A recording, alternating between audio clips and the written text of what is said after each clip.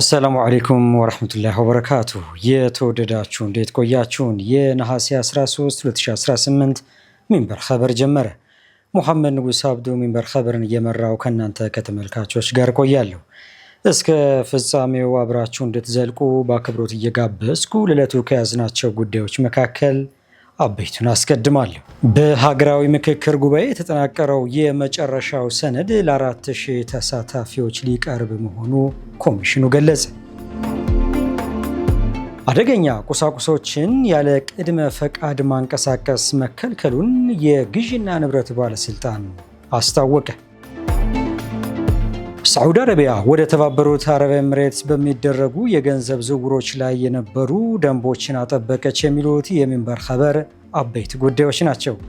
አብራችሁን እንድቆዩ በድጋሚ እየጋበዝን ወደ ቀዳሚው ኸበር አልፋለሁ። የኢትዮጵያ ሀገራዊ ምክክር ኮሚሽን ዛሬ ምሽት 120ዎቹ አጠናቃሪዎች ከ8ቱም ቡድኖች የሚሰጡትን የመጨረሻ ግብዓት በማካተት የመጨረሻውን ሰነድ በነገው ዕለት ለ4000 ተሳታፊዎች እንደሚያቀርቡ ገልጿል። ይህን የገለጹት የኮሚሽኑ ምክትል ዋና ኮሚሽነር ወይዘሮ ሂሩት ገብረስላሴ ናቸው። ምክትል ዋና ኮሚሽነር ሂሩት ገብረስላሴ በሰጡት ጋዜጣዊ መግለጫ እንደተናገሩት ከ8ቱ ቡድኖች የተውጣጡ አጠናቃሪ ተሳታፊዎች ስራቸውን ሲሰሩ ቆይተዋል።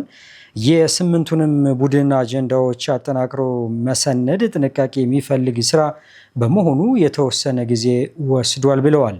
በዚህም ማክሰኞ ነሐሴ 12 2018 የ8ቱም አጀንዳ ምክረ ሀሳቦችን አንድ ወጥ የሆነ ሰነድ አዘጋጅተዋል።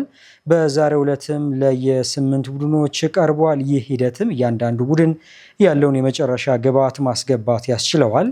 ዛሬ ምሽት 120ዎቹ አጠናቃሪዎች የመጨረሻዎቹን ግብዓቶች በማካተት የመጨረሻውን ሰነድ አጠናቅረው ያዘጋጃሉ ብለዋል። አደገኛ ቁሳቁሶችን ያለ ቅድመ ፈቃድ ማንቀሳቀስ ተከለከለ። ከድር ከማል ዝርዝሩን ያቀርበዋል። የአካባቢና የጤና ጉዳት ሊያስከትሉ የሚችሉና ከአገልግሎት ውጭ የሆኑ ኬሚካሎችንና መድኃኒቶችን ጨምሮ አደገኛ ቁሳቁሶች ከሚመለከተው የመንግስት አካል የማጓጓዣ ፈቃድ ሳያገኙ ማንቀሳቀስ መከልከሉን የግዥና ንብረት ባለስልጣን አስታውቀዋል። ባለስልጣኑ ይህን ያስታወቀው ለየተቋማቱ በላከው የአወጋገድ መመሪያ ነው። በዚሁ መመሪያ መሰረት ማንኛውም በአካባቢና በጤና ላይ ጉዳት ሊያስከትል የሚችል ከአገልግሎት ውጭ የሆነ ንብረት ከተቋሙ መጋዘን ከመንቀሳቀሱ በፊት በተቆጣጣሪ አካል የተሰጠ ህጋዊ የአካባቢ ጥበቃ ፈቃድ መኖሩ መረጋገጥ እንዳለበትና ፈቃድ ሳይኖር በተሽከርካሪ ጭኖ ማውጣት ፈጽሞ የተከለከለ ነው። ከዚህ ጋር በተያያዘ በአካባቢና በጤና ላይ ጉዳት ሊያስከትሉ የሚችሉ ከአገልግሎት ውጭ የሆኑ ንብረቶችን ለማጓጓዝ ህጋዊ ፈቃድና ብቃት ያለው ልዩ አጓጓዥና ድርጅት እንደሚመረጥ የገለጸው ባለስልጣኑ ጉዳት ሊያስከትሉ ይችላሉ የተባሉት ኬሚካሎች እና መድኃኒቶች በጥንቃቄ እንዲለዩ፣ እንዲመዘገቡ፣ ደህንነቱ በተጠበቀ ቦታ እንዲከማቹና በህጉ መሰረት እንዲወገዱ አሳስበዋል። ከተፈቀዱት ልዩ ጣቢያዎች ውጪ በማንኛውም ተራ መጣያ ቦታ ማስወገድ በህግ እንደሚያስጠይቅ በመግለጽ የማጓጓዣ ፈቃድ ከሚመለከተው የመንግስት አካል ከተገኘ በኋላ ጉዞውን ለማረጋገጥ የጂፒኤስ የክትትል ስርዓት ስራ ላይ እንደሚውል ገልጸዋል። በመንግስት ተቋማት ውስጥ ጊዜያቸው ያለፈባቸው ኬሚካሎች፣ መድኃኒቶች፣ የኤሌክትሮኒክስ ቁሳቁሶች፣ ባትሪዎች፣ የጨረራ አመንጪ መሳሪያዎችና ሌሎች በጤናና በአካባቢ ላይ ጉዳት ሊያስከትሉ የሚችሉ ንብረቶች መጠንና አይነት ከጊዜ ወደ ጊዜ በከፍተኛ ደረጃ እየጨመረ መሆኑም ተጠቅሷል። የመንግስት ተቋማት አወጋገዳቸውን በተመለከተ በየ3 ወራት ሪፖርት እንዲያደርጉ ያሳሰበው የግዥና ንብረት ባለስልጣን ለየተቋማቱ በላከው የአወጋገድ መመሪያ መሰረት ስራውን በበላይነት የሚመራ፣ የሚያስተባብር፣ የሚያስፈጽም እና የሚከታተል ባለሙያ እንደሚመደብም ትዕዛዝ ሰጥተዋል። በበርካታ ተቋማት የአደገኛ ቆሻሻዎች ምዝገባ፣ ማከማቻ፣ ክትትል፣ አጓጓዝ እና አወጋገድ ሂደቶች በአንድ ወጥ የአሰራር ስርዓት የማይመሩ በመሆናቸው በስራ ቦታ የደህንነት ስጋቶች በተደጋጋሚ እየተፈጠሩ ነው ሲልም አክለዋል። በግዥና ንብረት ባለስልጣን የወጣው መመሪያ ተቋማት ያለ ቅድመ ማጣሪያና ማድረቅ ሂደት በቀጥታ ወደ ወንዞች፣ እርሻዎችና ክፍት ሜዳዎች የሚለቀቅ የኢንዱስትሪ ፍሳሽና ዝቃጭ ከመወገዱ በፊት መርዛማነቱ የሚቀንስበት የቴክኒክ ስርዓት እንዲያበጁም አዘዋል። ከትልልቅ የመንግስት እርሻዎች ከሰብል ጥበቃ ዘመቻ ተረፈ ምርት ሆነው የሚቀሩ የኬሚካል መያዣ ከረጢቶች ከእንስሳት ማዕከላትና ከከተማ ግብርና እንቅስቃሴዎች ጋር በተገናኘ የፕላስቲክ በርሜሎችን መልሶ ለቤት ውስጥ የውሃ መያዣነት መጠቀም በጥብቅ ከልክለዋል። ከ80 በመቶ በላይ ያመጡ ተማሪዎችን በአዳሪ ትምህርት ቤቶች የመመዝገብ ስራ ተጀመረ። የተዘጋጀው ዝርዝር እንደሚከተለው ይቀርባል። በስምንተኛ ክፍል ክልላዊ ፈተና ከ80 በመቶና ከዚያ በላይ ያመጡ ተማሪዎችን በአዳሪ ትምህርት ቤቶች ለመቀበል ምዝገባ መጀመሩን ትምህርት ሚኒስቴር አስታውቋል። የትምህርት ሚኒስቴር አማካሪ ሚኒስትር ዴኤታ ፕሮፌሰር ክንድያ ገብረ ሕይወት በዛሬው ዕለት በሰጡት መግለጫ ይህን ተናግረዋል። በስምንተኛ ክፍል ከ80 በመቶና ከዚያ በላይ ያመጡ ተማሪዎችን በማወዳደር ምዝገባ መጀመሩን ይፋ ያደረጉት አማካሪው ከገጠራማና ከአርብቶ አደር አካባቢዎች ለሚመጡ ተማሪዎች ልዩ ድጋፍ ይደረጋል ብለዋል። ምዝገባው በሚኒስቴሩ በበይነ መረብ በኩል ያለምንም ክፍያ እንደሚከናወን በመጠቆም ተማሪዎች የስምንተኛ ክፍል ውጤታቸውን በፒዲኤፍ ስካን በማድረግና የፈተና መለያ ቁጥራቸውን በመጠቀም ወደ አዲስ አበባ ሳይመጡ ባሉበት ክልል ሆነው በመመዝገብ በበይነ መረብ ፈተናውን ይወስዳሉ ብለዋል።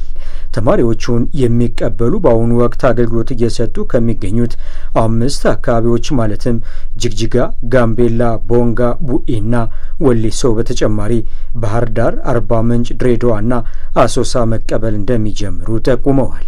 በሁሉም ክልሎች የተገነቡ 13 የፌዴራል አዳሪ ትምህርት ቤቶች ሙሉ በሙሉ አገልግሎት መስጠት ሲጀምሩ እያንዳንዱ አዳሪ ትምህርት ቤት እስከ 1000 ተማሪዎችን በመቀበል በየዓመቱ 13000 አዳዲስ ተማሪዎችን የማስተናገድ አቅም ይኖራቸዋል ሲሉ ተናግረዋል። ለትምህርት ቤቶቹ የሚያስፈልጉ ዳይሬክተሮችና መምህራንም በፌዴራል ደረጃ በልዩ ሁኔታ ተመርጠው እየተቀጠሩ ይገኛሉ ሲሉ ገልጸዋል። በትምህርት ሚኒስቴር የትምህርት ፕሮግራሞች ጥራት ማሻሻል መሪ ስራ አስፈጻሚ ዮሐንስ ኦጋሶ በበኩላቸው አዳሪ ትምህርት ቤቶች ለተማሪዎች በተግባር የተደገፈ ትምህርት በመስጠት በፈጠራ የጎለበተ ዜጋ እያፈሩ ነው ሲሉ ተናግረዋል። አዳሪ ትምህርት ቤት ላይ የሚማሩ ልጆች መጀመሪያውንም በጣም ጎበዝ፣ ፈጣን የመማር ችሎታና ልዩ ተሰጥኦ ያላቸው ልጆች የሚማሩ በመሆኑ በቀጣይ እነዚህ ልጆች የሚያበረክቱት አስተዋጽኦ እጅግ በጣም ከፍተኛ ነው ብለዋል። ባለፈው ዓመት በ5 አዳሪ ትምህርት ቤቶች በእያንዳንዱ 250 ተማሪዎች በአጠቃላይ 1250 ተማሪዎች የ9ኛ ክፍል ትምህርታቸውን አጠናቀዋል። የውጭ ሀገር ዜጎች የመኖሪያ ቤት ባለቤት የሚሆኑበት መመሪያ ተግባራዊ ተደረገ። የውጭ ሀገር ዜጎች የመኖሪያ ባለቤት የሚሆኑበት አሰራር ወደ ተግባር መግባቱን የከተማና መሰረተ ልማት ሚኒስቴር አስታውቋል። ሚኒስቴር መስሪያ ቤቱ ይህን ያስታወቀው ነሐሴ 12 2018 ከመከላከያ ሚኒስቴር፣ ውጭ ጉዳይ ሚኒስቴር፣ የኢትዮጵያ ብሔራዊ ባንክ፣ የፌዴራል ፖሊስ ኮሚሽን፣ የኢትዮጵያ ኢንቨስትመንት ኮሚሽን እና ከኢሚግሬሽን እና ዜግነት አገልግሎት ጋር በአተገባበሩ ዙሪያ ውይይት ባካሄደበት ወቅት ነው። በአዋጅ ቁጥር 1388/2017 መሰረት የውጭ ሀገር ዜጎች የመኖሪያ ቤት ባለቤት እንዲሆኑ የተፈቀደ ሲሆን ወደ ትግበራ ለመሸጋገር ዝርዝር አፈጻጸም መመሪያ ቁጥር 1147/2018 ተዘጋጅቶ መጽደቁ ተገልጿል። በመመሪያው መሰረት ማንኛውም የውጭ ሀገር ዜጋ የመኖሪያ ቤት ባለቤት ለመሆን ሊያሟላ የሚገባውና ለአንድ መኖሪያ ቤት የሚያስፈልግ ዝቅተኛ የገንዘብ መጠን ተዘርዝሯል። ከዚህ በተጨማሪም በኢትዮጵያ ሊኖረው የሚችለው የቤት መጠን አንድ ብቻ እንደሆነ ተጠቅሷል። በዚህም በአዲስ አበባ ከተማ አስተዳደርና በሸገር ከተማ የመኖሪያ ቤት ባለቤት ለመሆን ቢያንስ 150,000 የአሜሪካ ዶላር ያስፈልገዋል። ሸገር ከተማን ሳይጨምር በኦሮሚያ፣ በአማራ፣ በትግራይ፣ በሲዳማ፣ በማዕከላዊ ኢትዮጵያ፣ በደቡብ ኢትዮጵያ፣ በደቡብ ምዕራብ ኢትዮጵያ፣ በሶማሌ ክልል፣ በሐረር ክልል ወይም በድሬዳዋ ከተማ አስተዳደር የመኖሪያ ቤት ባለቤት ለመሆን ደሞዝ ዝቅተኛው የገንዘብ መጠን 120,000 የአሜሪካ ዶላር ማቅረብ አለበት። ከሌሎቹ ክልሎች የውጭ ሀገር ዜጋ የቤት ባለቤት ለመሆን ዝቅተኛ ገንዘብ የሚጠይቀው በአፋር፣ በቤንሻንጉል ጉሙዝና በጋምቤላ ክልል ሲሆን የገንዘቡ መጠን ደግሞ 100,000 ዶላር እንደሆነ ተደንግጓል። የከተማና መሰረተ ልማት ሚኒስትር ጫልቱ ሳኔ የኢትዮጵያ ኢንቨስትመንት ተመራጭነት ለማሳደግ፣ የቤት ልማቱን ለማጠናከር፣ የስራ ዕድል ለመፍጠር ይህ እርምጃ የላቀ ፋይዳ እንዳለው አብራርተዋል።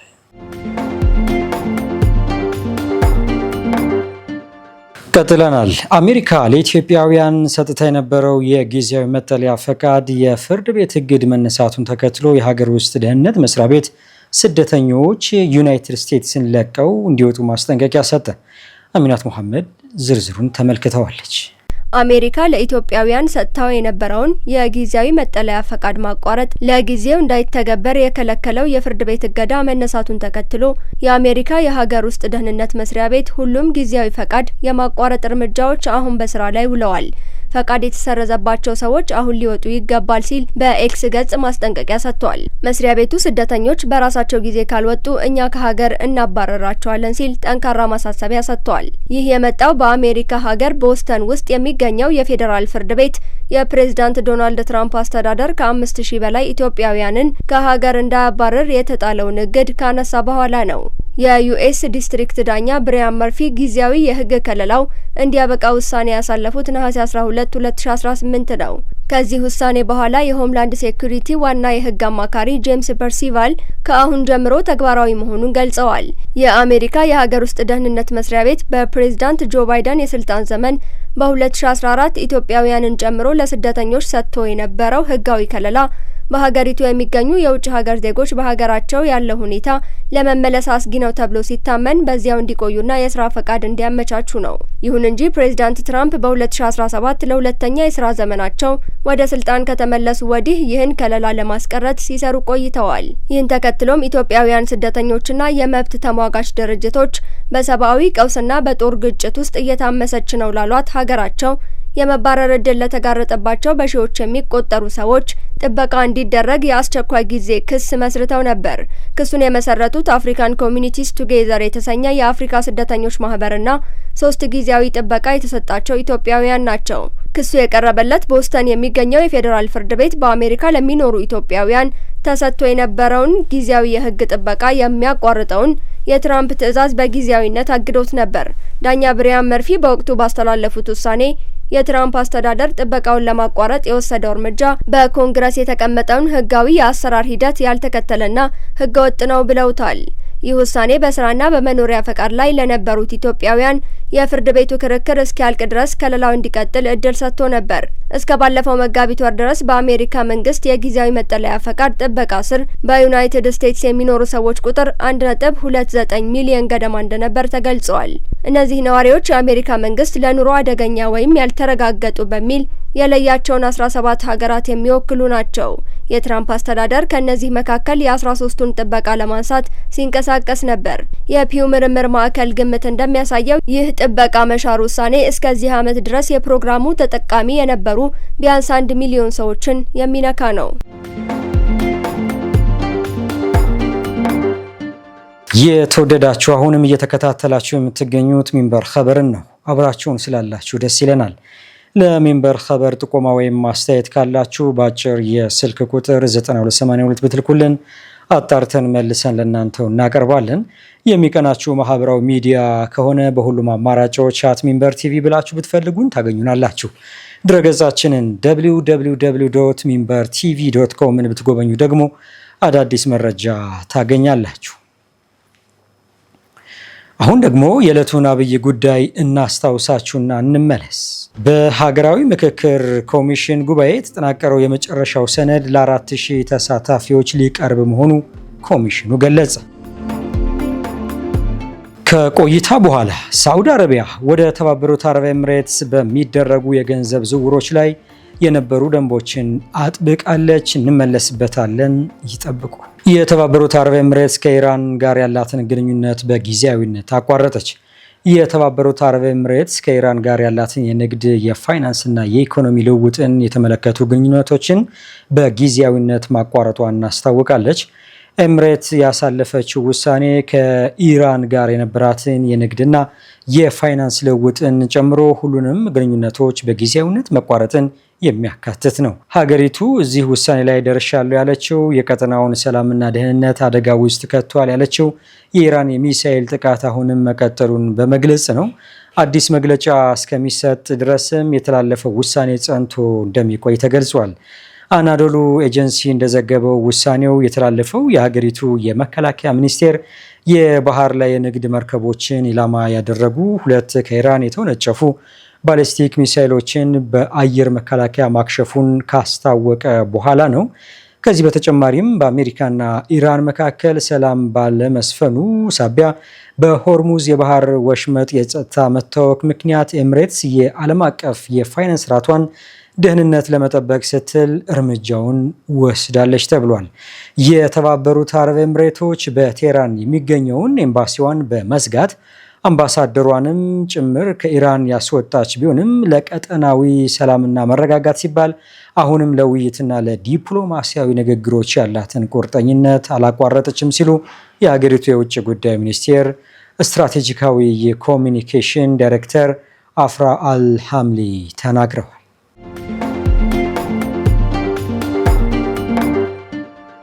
ሳውዲ አረቢያ ወደ ተባበሩት አረብ ኤምሬትስ በሚደረጉ የገንዘብ ዝውውሮች ላይ የነበሩ ደንቦች አጠበቀች።